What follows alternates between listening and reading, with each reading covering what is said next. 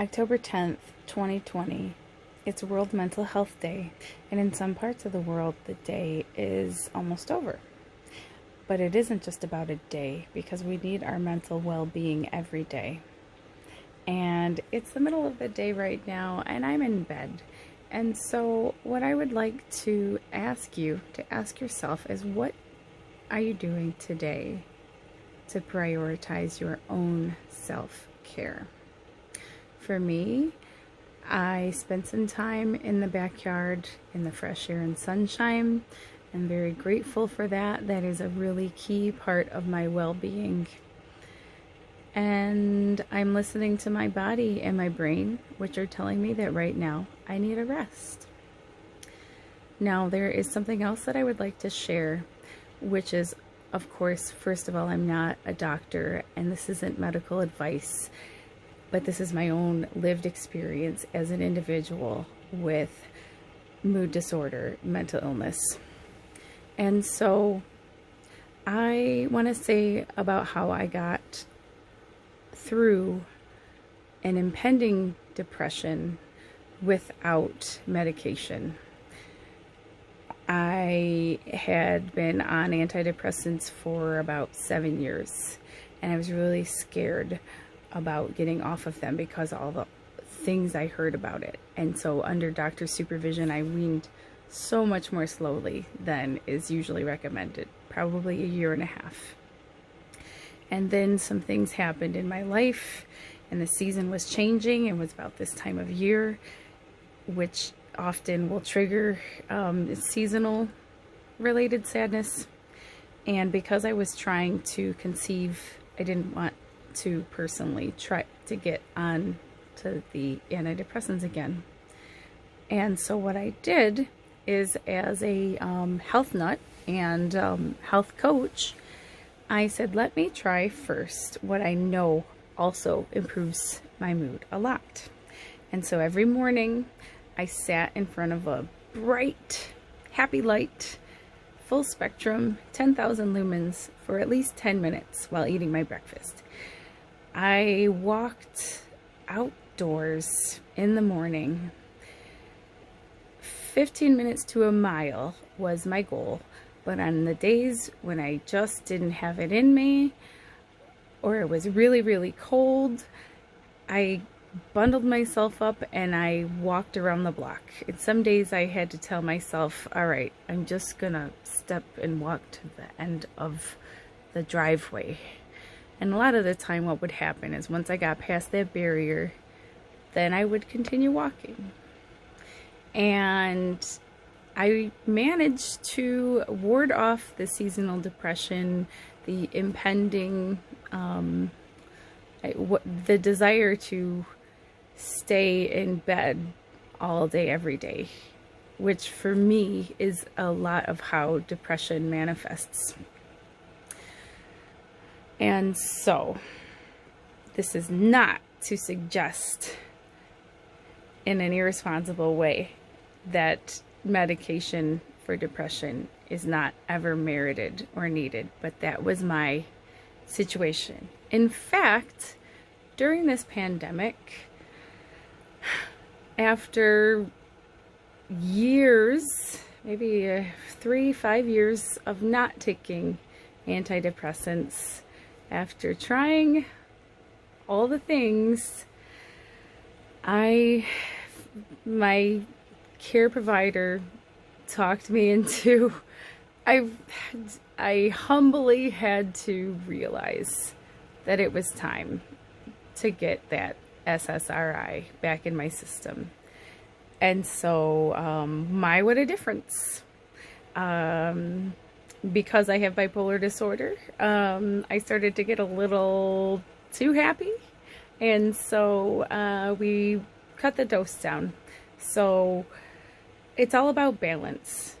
And yes, I am in bed in the middle of the day right now. And sometimes that's exactly what you need. And sometimes what you need, and I speak for myself, sometimes what I need is just to make myself roll out of bed and walk down the driveway. And for me, it really comes down to knowing myself. It's not easy. It's not like I have, I don't have all the answers about myself, much less anybody else. I'm just sharing my own experience in case it can help somebody.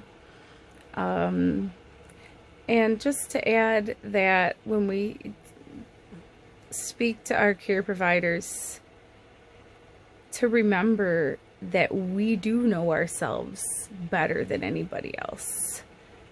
And that it's okay to speak up for yourself.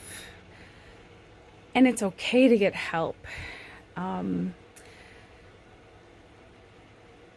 I feel that as somebody who's had a diagnosis for over 10 years, even though in some ways those of us with mental illness are probably struggling even more during this year, this pandemic, with a secondary pandemic of mental illness, I also, as I've said in previous videos,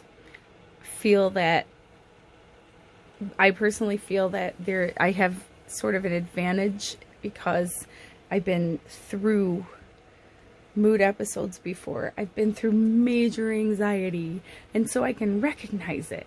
If I feel that heart beating or the queasiness in my stomach or the,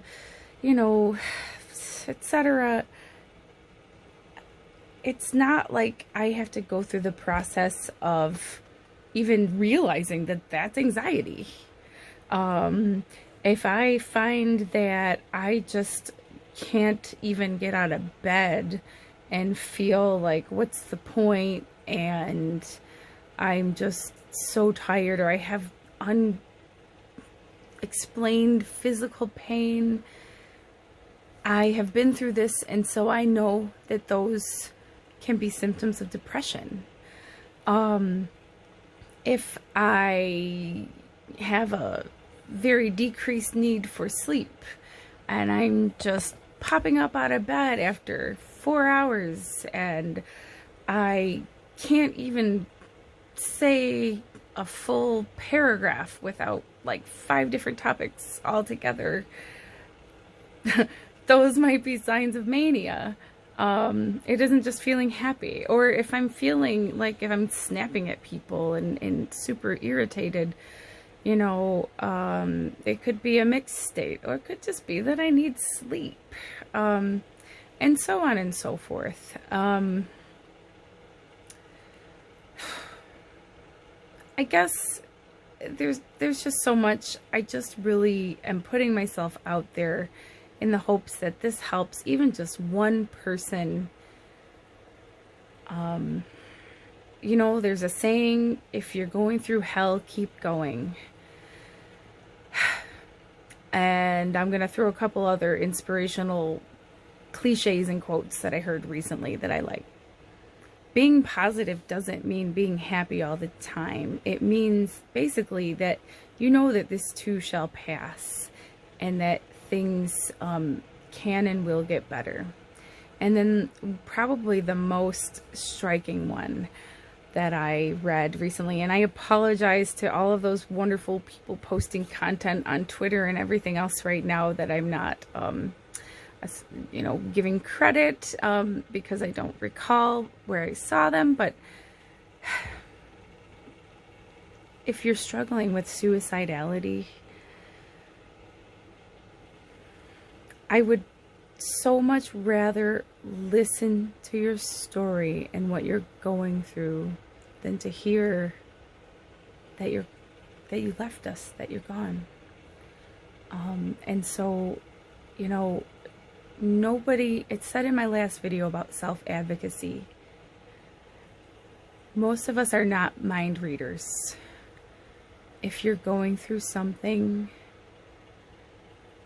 please reach out for help. Somebody, say it to someone, because otherwise people just don't know. And there are ways to get help, and it's not always easy, but you're worth it. So happy World Mental Health Day, and take a mental health day when you need it. Take care of yourself. I'm going to take a nap now. Like, share, and subscribe to Bipolar Brilliance.